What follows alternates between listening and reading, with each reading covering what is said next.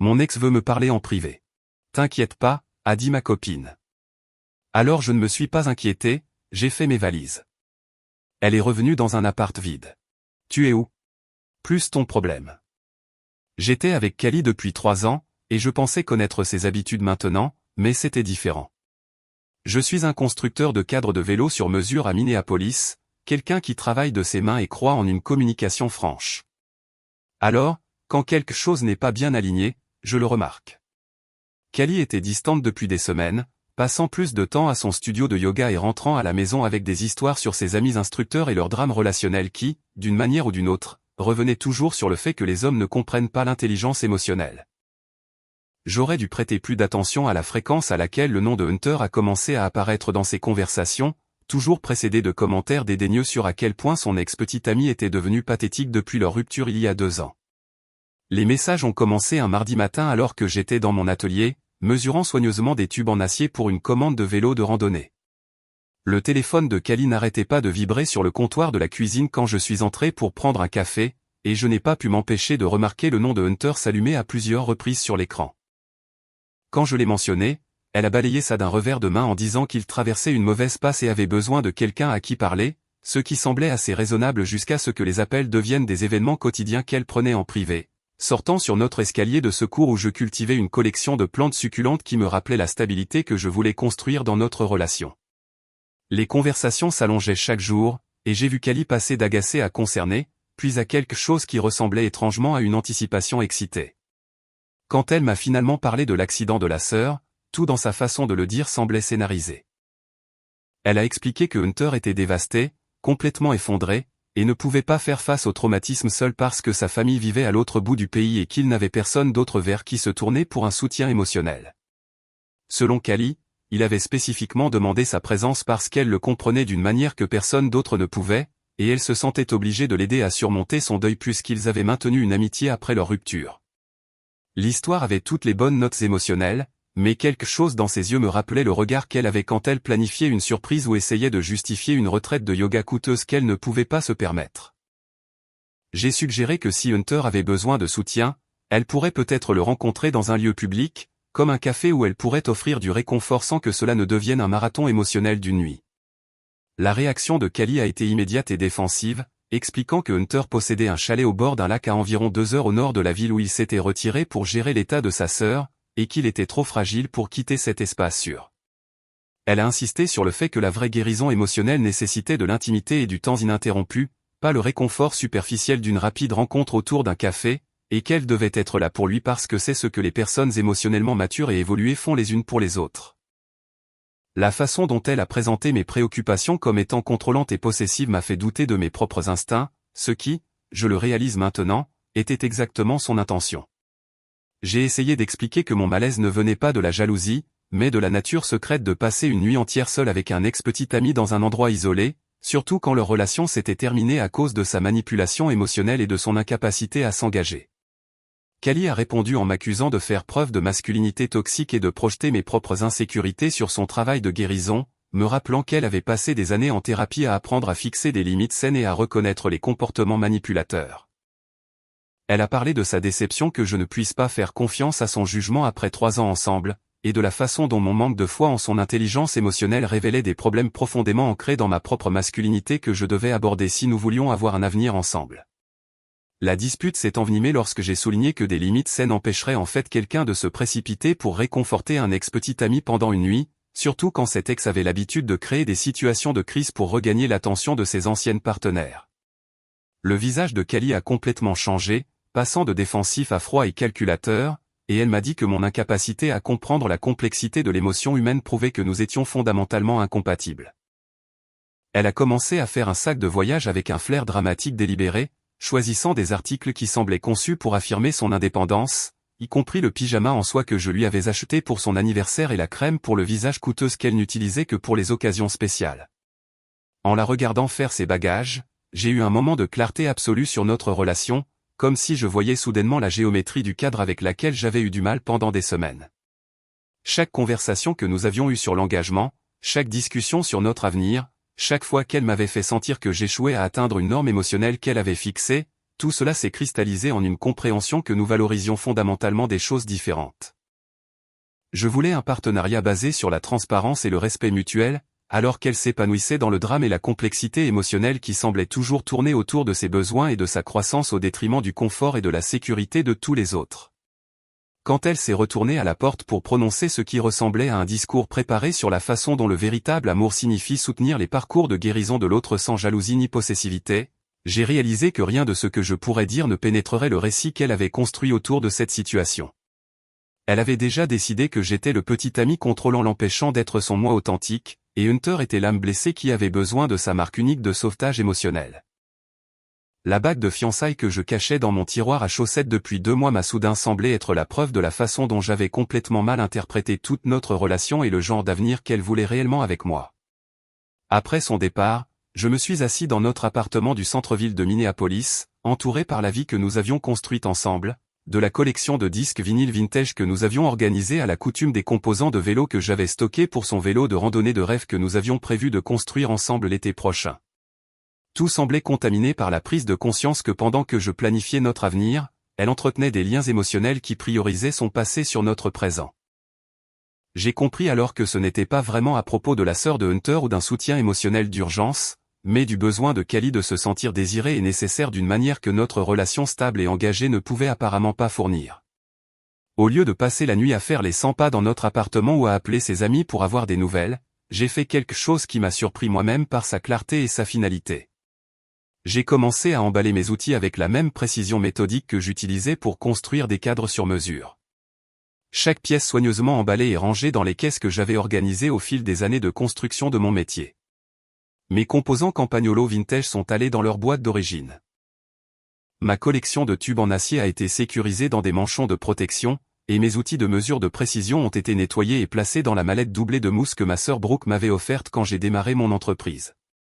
Il y avait quelque chose de presque méditatif à démanteler 3 ans de vie commune avec le même soin que je mettais à créer quelque chose de beau et de fonctionnel, sauf que cette fois, je construisais une stratégie de sortie au lieu d'un avenir. Le jardin de plantes succulentes que j'entretenais sur notre escalier de secours nécessitait la manipulation la plus délicate. Chaque plante représentant des mois de soins patients et d'attention aux détails que Callie avait rejeté comme mon passe-temps excentrique plutôt que de le reconnaître comme une preuve de mon engagement à faire pousser les choses lentement et durablement. J'ai enveloppé chaque pot dans du papier journal et les ai disposés dans des boîtes avec la même considération que je portais au transport de cadres de vélo délicats, sachant que ces petits êtres vivants méritaient mieux que d'être abandonnés simplement parce que leur gardien partait. Ma collection de disques vinyles vintage a rempli 6 caisses à lait.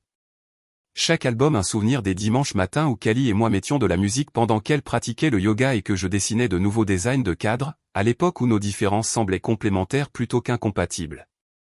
La bague de fiançailles que je cachais dans mon tiroir à chaussettes depuis 2 mois semblait plus lourde que n'importe quel acier avec lequel je travaillais quotidiennement, un symbole de la façon dont j'avais complètement mal interprété son engagement envers notre relation et sa vision de notre avenir ensemble. Je l'ai posé sur le comptoir de la cuisine à côté d'une simple note qui disait « Bonne chance pour tout ». Parce que quelque chose de plus élaboré aurait impliqué que j'attendais une réponse ou que je voulais continuer la conversation qu'elle avait déjà terminée en choisissant la crise émotionnelle de Hunter plutôt que les limites de notre relation. La bague a capté la lumière de l'après-midi qui filtrait par la fenêtre de notre cuisine, projetant de petits arcs-en-ciel sur le comptoir où nous avions partagé tant de repas et planifié tant d'aventures qui n'auraient jamais lieu.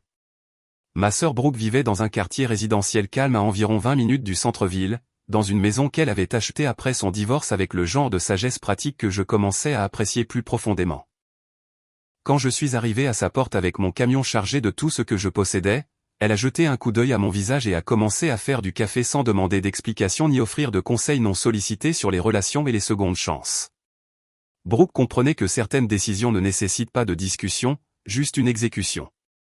Et elle m'a aidé à transporter les boîtes dans sa chambre d'amis avec l'efficacité de quelqu'un qui avait aussi appris à reconnaître quand une situation était irréparable. Au moment où Callie est revenue de sa séance de conseil d'urgence avec Hunter, j'avais disparu si complètement de notre espace partagé que cela a probablement dû lui donner l'impression que je n'y avais jamais existé. Pas de note de colère, pas de confrontation dramatique, pas de tentative pour la faire se sentir coupable de ses choix ou la supplier de reconsidérer le chemin qu'elle avait choisi. Je m'étais simplement retiré, moi et tout ce qui m'appartenait, ne laissant derrière moi que la bague de fiançailles et la note, nette et définitive comme une soudure correctement exécutée qui n'aurait jamais besoin de renforcement ou de réparation. Le silence que j'ai laissé derrière moi était plus puissant que n'importe quel argument que j'aurais pu avancer sur la confiance, les limites ou la différence entre soutenir la guérison de quelqu'un et permettre sa manipulation de situations de crise. Cette nuit-là, chez Brooke, j'ai mieux dormi que je ne l'avais fait depuis des mois.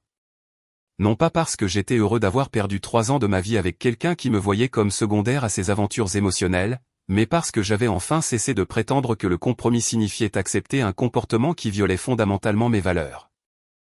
J'avais passé si longtemps à essayer d'être le petit ami compréhensif qui soutenait la croissance et le parcours de guérison de Callie que j'avais oublié ce que c'était que de voir mes propres limites respectées et mes propres besoins émotionnels considérés comme tout aussi importants. Le soulagement de ne plus avoir à justifier mes attentes raisonnables ou à m'excuser de vouloir une partenaire qui priorisait notre relation plutôt que de maintenir des liens intimes avec des ex-petits amis a été profond et immédiat. Le lendemain matin, j'ai éteint mon téléphone et j'ai passé la journée dans le garage de Brooke, organisant mes outils et planifiant l'atelier de vélo indépendant dont je rêvais depuis des années, mais que je n'avais jamais poursuivi parce que Callie pensait que l'entrepreneuriat était trop risqué pour notre stabilité financière. Pour la première fois depuis des mois, je me sentais excité par mon avenir au lieu d'être anxieux à l'idée de gérer la crise émotionnelle de quelqu'un d'autre et de maintenir une relation qui m'obligeait à prouver constamment ma valeur et ma compréhension. J'ai réalisé que pendant que Callie était au chalet de Hunter à découvrir si l'urgence de son ex-petit ami était réelle ou fabriquée, je redécouvrais qui j'étais quand je ne marchais pas sur des œufs autour de quelqu'un qui considérait mon engagement comme un acquis tout en gardant ses options perpétuellement ouvertes. Quand j'ai finalement rallumé mon téléphone 3 jours plus tard, j'ai découvert que Callie avait créé un ouragan numérique de panique qui aurait été flatteur s'il n'avait pas été si manifestement motivé par son besoin de contrôler le récit plutôt que par une réelle préoccupation pour mon bien-être. Ces messages ont commencé par être apologétiques et confus, affirmant qu'elle était revenue d'avoir aidé Hunter pour me trouver mystérieusement disparu sans explication, comme si ma note et la bague de fiançailles n'étaient pas une communication assez claire pour quelqu'un qui se vantait de son intelligence émotionnelle. La progression de ces textos a révélé tout ce que j'avais besoin de savoir sur la façon dont elle a traité la situation, commençant par la stupéfaction que j'ai réagi de manière excessive à son aide à un ami en crise, escaladant jusqu'à la colère que j'ai abandonné notre relation sans lui donner une chance de s'expliquer, et finissant par des tactiques de manipulation qui me peignaient comme émotionnellement instable et incapable de gérer une communication adulte. Ces stories Instagram sont devenues une démonstration magistrale de performance passive-agressive sur les réseaux sociaux, présentant des citations cryptiques sur les malentendus et les hommes qui s'enfuient quand les relations demandent un vrai travail, entrecoupées de photos d'elle pratiquant le yoga dans des endroits qui semblaient conçus pour montrer à quel point elle était zen et imperturbable face à mon départ dramatique. Elle a posté des photos de notre appartement vide avec des légendes sur la façon dont certaines personnes choisissent le silence plutôt que la croissance et a partagé des mèmes inspirants sur la masculinité toxique et l'indisponibilité émotionnelle que ses amies instructrices de yoga ont soutenues avec enthousiasme avec des commentaires sur le fait d'éviter une balle et de connaître sa valeur. L'ironie de quelqu'un qui avait passé une nuit au chalet de son ex-petit ami me faisant la morale sur la maturité émotionnelle ne m'a pas échappé, mais j'ai reconnu la performance pour ce qu'elle était et j'ai refusé de m'engager avec un contenu conçu pour provoquer une réponse. Les messages vocaux qu'elle a laissés ont révélé la véritable histoire derrière sa séance de conseil d'urgence avec Hunter, livrée sur un ton qui suggérait que je devrais être reconnaissant de son honnêteté plutôt qu'horrifié par son mauvais jugement. La sœur de Hunter n'avait jamais eu d'accident, un détail qui a émergé lorsque Callie a mentionné presque nonchalamment qu'il avait besoin de soutien parce qu'il luttait contre la dépression et avait créé la crise pour attirer son attention, ce qu'elle a présenté comme la preuve de combien il tenait encore à elle plutôt que de le reconnaître comme une manipulation de Manuel. Elle a expliqué qu'il avait essayé de raviver leur relation pendant sa visite, lui professant son amour et la suppliant de me quitter pour une seconde chance à ce qu'ils avaient partagé, mais qu'elle l'avait repoussé, et c'est à ce moment-là qu'il l'avait abandonnée au chalet sans moyen de transport, la forçant à appeler un service de covoiturage pour le trajet de 2 heures jusqu'à Minneapolis. Son attente que je sois fier d'elle pour avoir rejeté les avances de Hunter plutôt qu'horrifiée qu'elle se soit mise dans cette position a révélé à quel point elle avait complètement manqué le but de mes préoccupations et de mes limites. Elle n'arrêtait pas de souligner que rien de physique ne s'était passé entre eux, comme si l'infidélité émotionnelle et la tromperie étaient sans importance par rapport au fait qu'ils aient réellement couché ensemble, ignorant complètement le fait qu'elle m'avait menti sur la nature de son urgence et avait choisi de passer une nuit seule avec un ex-petit ami qui avait spécifiquement orchestré la situation pour la reconquérir.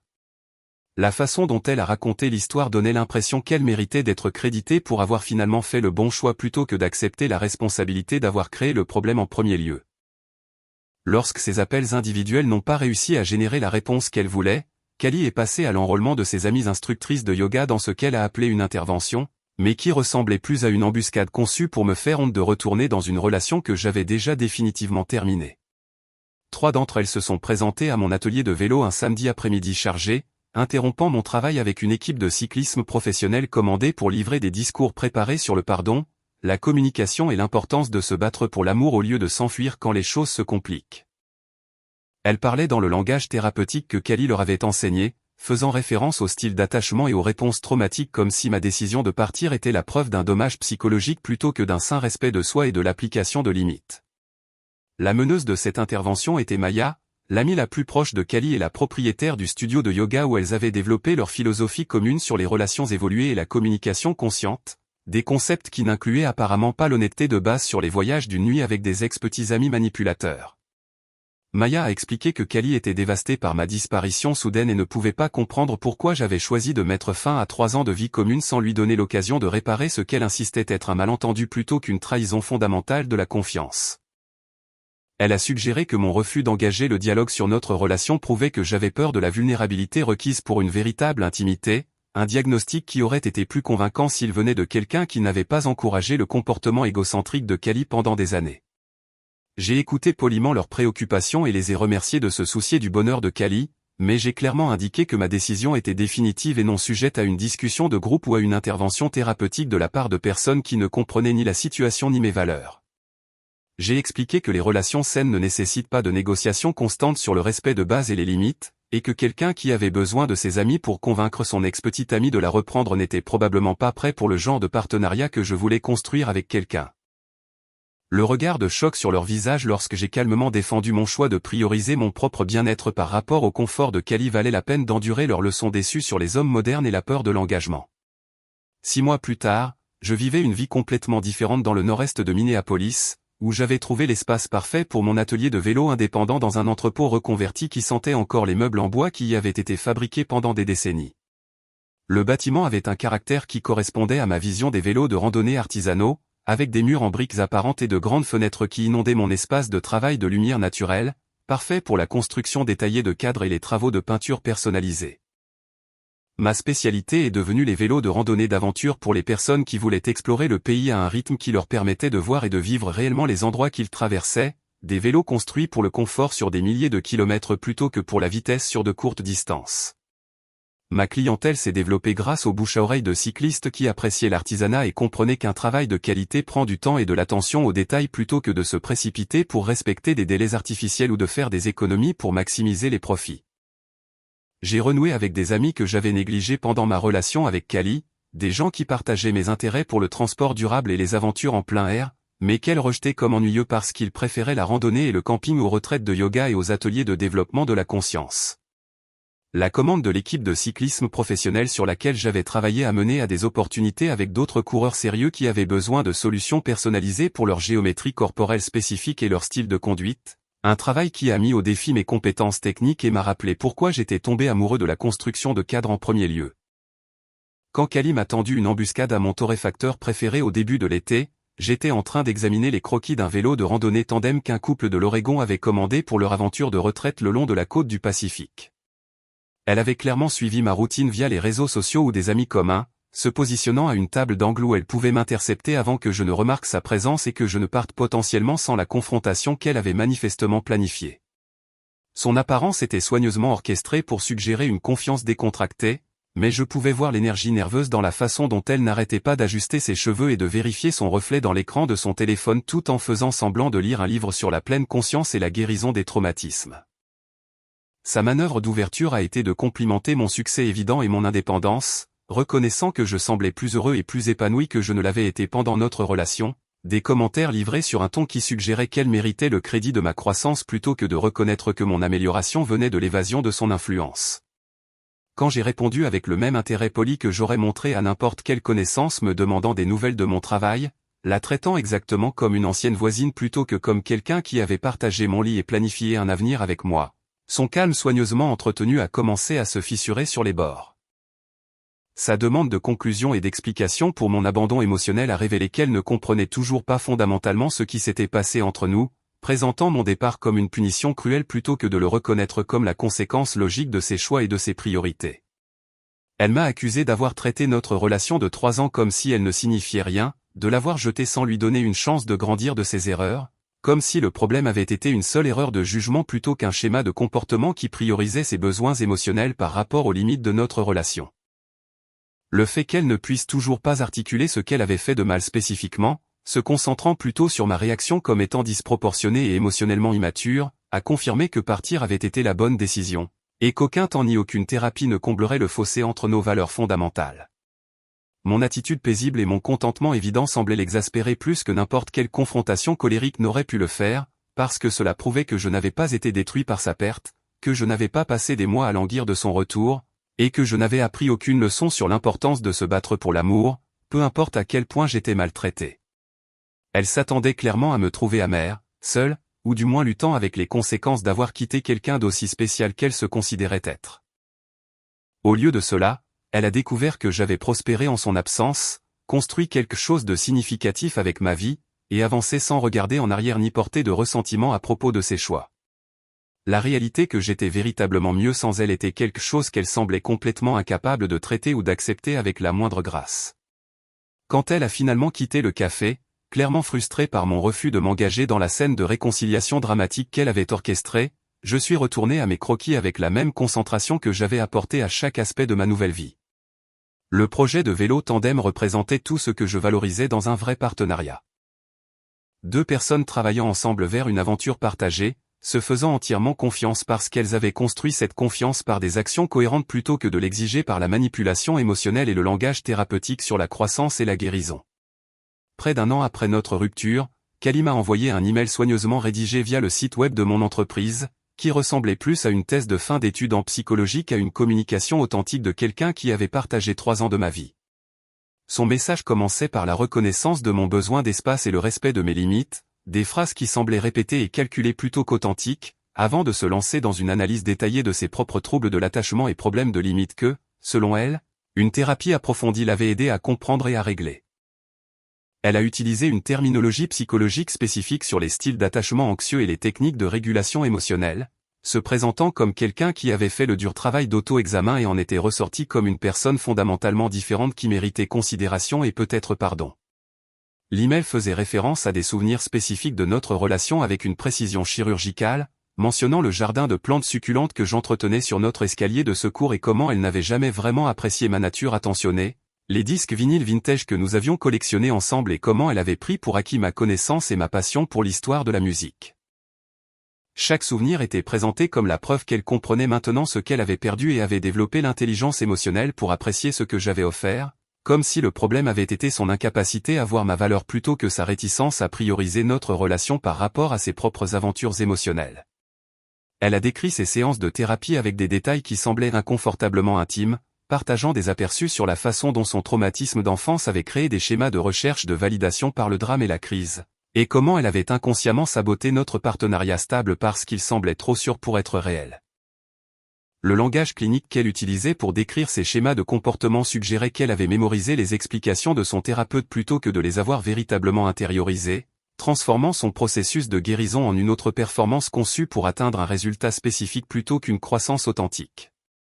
Sa demande de rencontre était présentée comme faisant partie de son processus de guérison, expliquant que son thérapeute avait recommandé de faire amende honorable auprès des personnes qu'elle avait blessées pendant sa période de dysfonctionnement émotionnel, et que mon silence continu l'empêchait de traiter pleinement sa culpabilité et sa honte sur la façon dont elle m'avait traité.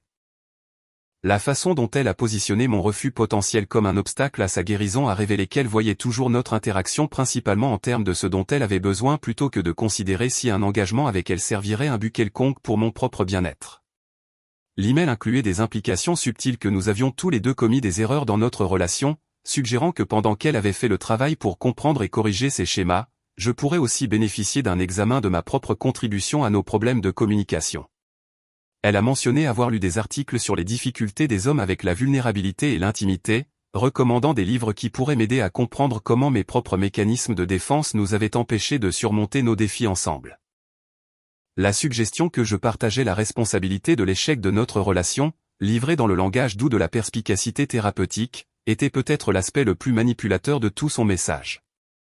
J'ai lu l'email une fois en buvant mon café du matin, le reconnaissant immédiatement comme une autre tentative de reprendre le contrôle de notre récit et de rétablir le contact sous le couvert de la croissance personnelle et de la responsabilité. J'ai supprimé l'email sans répondre et j'ai bloqué le formulaire de contact de son site web d'entreprise, comprenant que toute reconnaissance relancerait le cycle de manipulation et de test des limites auxquelles j'avais échappé en partant en premier lieu. La vraie guérison ne nécessite pas le pardon des personnes que vous avez blessées, et la véritable responsabilité signifie accepter que certaines conséquences sont permanentes, peu importe le travail personnel que vous avez accompli. Le fait qu'elle ait passé près d'1 an en thérapie mais ne puisse toujours pas résister à la tentation de me contacter pour manipuler ma réponse à son parcours de guérison a prouvé que son caractère fondamental n'avait pas du tout changé. Elle était toujours la même personne qui avait priorisé ses besoins émotionnels par rapport aux limites de notre relation, juste armée d'un meilleur vocabulaire et de tactiques plus sophistiquées pour obtenir ce qu'elle voulait des personnes qui avaient échappé à son influence. À la réception de mariage de ma sœur Brooke dans un manoir historique de Stillwater, je profitais d'une conversation avec la famille de son nouveau mari lorsque j'ai repéré une robe émeraude familière de l'autre côté de la salle de bal éclairée aux chandelles, ce qui m'a retourné l'estomac de reconnaissance. Callie avait réussi d'une manière ou d'une autre à venir en tant qu'accompagnatrice de notre amie commune Sarah, une connexion que je n'avais pas envisagée lorsque Brooke avait envoyé les invitations des mois plus tôt. Elle était magnifique de cette manière calculée qu'elle avait perfectionnée, positionnée près du bar où elle pouvait observer toute la réception tout en paraissant nonchalamment sociable et imperturbable par ma présence. Le moment de son approche pendant le cocktail semblait délibéré et stratégique, attendant que je sois seul près de la table des desserts pendant que ma petite amie Emma était aux toilettes, créant l'occasion parfaite pour une conversation privée qui ne semblerait ni arrangée ni désespérée aux autres invités du mariage. Emma était une réalisatrice de documentaires que j'avais rencontrée lors d'un atelier de cyclotourisme 6 mois plus tôt, quelqu'un dont l'intelligence et l'indépendance me rappelaient à quoi ressemblait un partenariat sain, et j'avais hâte de la présenter à ma famille sans que la complexité des relations passées n'empiète sur notre bonheur. Les premiers commentaires de Callie étaient des compliments parfaitement calibrés sur mon succès et mon contentement apparent, des observations livrées avec une familiarité chaleureuse qui suggérait que nous étions restés des amis proches plutôt que de reconnaître la réalité que j'avais complètement coupé le contact avec elle depuis plus d'1 an.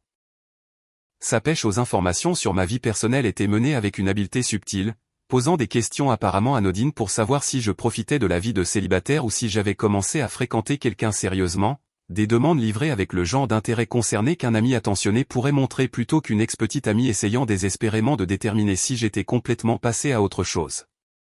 Quand Emma est revenue des toilettes et que je l'ai présentée comme ma petite amie, le changement dans le comportement de Callie a été immédiat et indubitable, son sourire étudié vacillant juste un instant avant qu'elle ne retrouve son sang-froid et ne passe à une performance entièrement différente.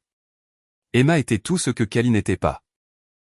Professionnellement accomplie sans avoir besoin de centrer chaque conversation sur ses propres réussites, émotionnellement stable sans nécessiter une validation constante et une gestion de crise, et sincèrement intéressée par les expériences des autres plutôt que de voir chaque interaction comme une occasion de mettre en valeur sa propre complexité et profondeur. Le contraste entre elles était frappant et clairement visible pour quiconque y prêtait attention, la confiance naturelle et la chaleur d'Emma mettant en évidence l'énergie performative de Callie et son besoin désespéré de contrôler la dynamique sociale de chaque situation dans laquelle elle entrait. Emma a gracieusement complimenté la robe de Callie et a posé des questions polies sur son lien avec la mariée, affichant le genre de comportement sûr et imperturbable qui vient de quelqu'un qui ne considère pas les autres femmes comme des menaces ou des concurrentes, mais simplement comme des êtres humains dignes de courtoisie et de respect de base.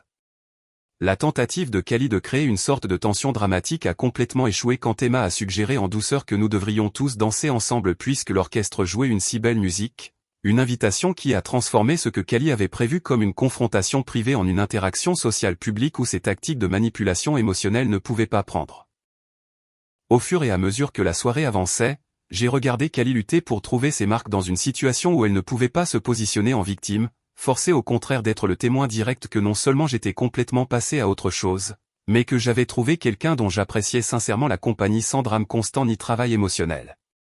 Emma m'a dit plus tard que Callie l'avait approché près du vestiaire et avait tenté de semer le doute sur mes problèmes d'engagement et ma disponibilité émotionnelle, suggérant que j'avais l'habitude de m'enfuir lorsque les relations devenaient difficiles. La réponse d'Emma avait été de remercier Callie pour son inquiétude, puis de mentionner à quel point elle appréciait ma constance et ma fiabilité, mettant ainsi fin à la conversation sans s'engager dans le drame que Callie avait essayé de créer. La dernière fois que j'ai vu Callie ce soir-là, elle était seule près de la table des desserts, vérifiant son téléphone avec une énergie frénétique pendant qu'Emma et moi dansions sur le dernier morceau de l'orchestre avec l'aisance de deux personnes qui avaient trouvé quelque chose de réel et de durable ensemble. Le contraste entre mon bonheur actuel et l'épuisement émotionnel que j'avais connu pendant ma relation avec Cali était si profond que je me sentais sincèrement reconnaissant de sa trahison, comprenant que son incapacité à prioriser notre relation m'avait libéré pour trouver quelqu'un qui voulait réellement le même genre de partenariat que j'essayais de construire. La grâce d'Emma sous la pression, son refus d'être entraîné dans une compétition mesquine ou un drame, et son intérêt sincère à construire quelque chose de significatif ensemble m'ont rappelé à quoi ressemblait l'amour sain lorsque les deux personnes partageaient les mêmes valeurs et le même engagement envers le bien-être de l'autre.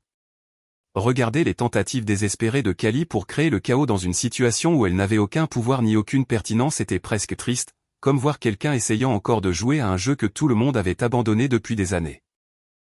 Alors que l'automne s'installait sur Minneapolis avec son rythme familier de feuilles changeantes et de soirées plus fraîches, Emma et moi passions nos week-ends à planifier un projet de documentaire commun sur les communautés de transport durable à travers le pays, combinant son expertise en réalisation de films avec ma connaissance de la culture cycliste pour créer quelque chose qui mettrait en valeur les personnes construisant des alternatives au mode de vie dépendant de la voiture. Le projet représentait tout ce que je valorisais dans un vrai partenariat. Deux personnes réunissant leurs compétences et passions individuelles pour créer quelque chose qu'aucune ne pourrait accomplir seule, travaillant vers des objectifs communs qui nous excitaient tous les deux plutôt que de compromettre nos intérêts authentiques pour accommoder la vision de quelqu'un d'autre. Nos plans incluaient une expédition cycliste à travers le pays qui nous mènerait à travers de petites villes et des communautés urbaines où les gens avaient choisi les vélos et les quartiers piétonniers plutôt que l'isolement et les dépenses de la possession d'une voiture, documentant les histoires de familles et d'individus qui ont découvert que des manières plus lentes et plus intentionnelles de se déplacer dans le monde augmentaient en fait leur qualité de vie et leur connexion à leur communauté. L'ironie que je planifiais des aventures avec quelqu'un qui partageait mes valeurs alors que Cali avait rejeté mes intérêts comme étant ennuyeux ne m'a pas échappé, mais cela ne portait plus aucune pointe de regret, juste de la gratitude pour la clarté que son rejet m'avait finalement fournie. Un soir de fin octobre, je fermais mon atelier de vélo après une longue journée de travail sur des cadres sur mesure lorsque j'ai remarqué la voiture de Cali garée de l'autre côté de la rue, la même berline blanche qu'elle conduisait pendant notre relation, positionnée de manière à pouvoir observer ma routine sans être immédiatement visible.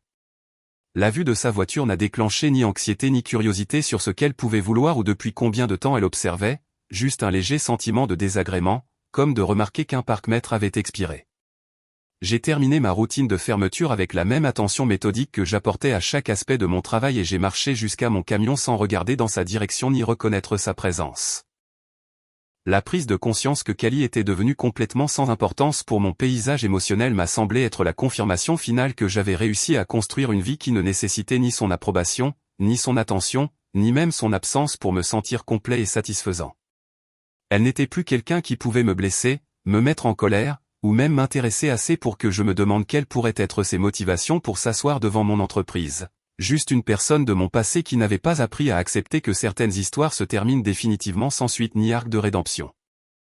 Emma m'attendait à la maison avec des plats à emporter de notre restaurant vietnamien préféré et des croquis pour la séquence d'ouverture de notre documentaire, son enthousiasme pour notre projet étant contagieux et authentique d'une manière qui me rappelait quotidiennement pourquoi j'avais été prêt à risquer d'aimer quelqu'un à nouveau après la trahison de Cali. Nous avons passé la soirée à examiner des séquences qu'elle avait tournées de l'infrastructure cyclable de Minneapolis et à planifier des questions d'entrevue pour les organisateurs communautaires que nous allions rencontrer à Portland et Austin, des conversations qui coulaient naturellement entre les intérêts personnels et professionnels parce que notre relation était construite sur des valeurs partagées plutôt que sur une négociation constante. Le lendemain matin, Emma et moi avons chargé nos vélos sur mon camion pour un week-end de camping afin de tester l'équipement pour notre expédition à travers le pays, le genre d'aventure qui combinait nos intérêts communs avec une préparation pratique pour notre projet de documentaire. En sortant de la ville en direction du parc d'État où nous avions réservé un emplacement de camping, j'ai ressenti la profonde satisfaction qui vient du fait de vivre authentiquement selon ses propres valeurs plutôt que de gérer constamment les crises émotionnelles et les attentes irréalistes de quelqu'un d'autre. Je n'ai plus jamais revu la voiture de Cali devant mon magasin, et j'ai réalisé avec un sentiment proche de l'émerveillement que j'avais complètement cessé de penser à elle, sauf dans des moments comme ceux-ci où je voulais apprécier à quel point ma vie s'était améliorée depuis son départ. Elle était devenue un personnage dans une histoire que j'avais fini de lire et que j'avais rangée, quelqu'un qui m'avait appris des leçons importantes sur les limites et le respect de soi, mais qui n'avait plus aucun rôle dans les chapitres que j'écrivais actuellement avec quelqu'un qui méritait vraiment l'effort que je mettais à construire une relation durable et aimante.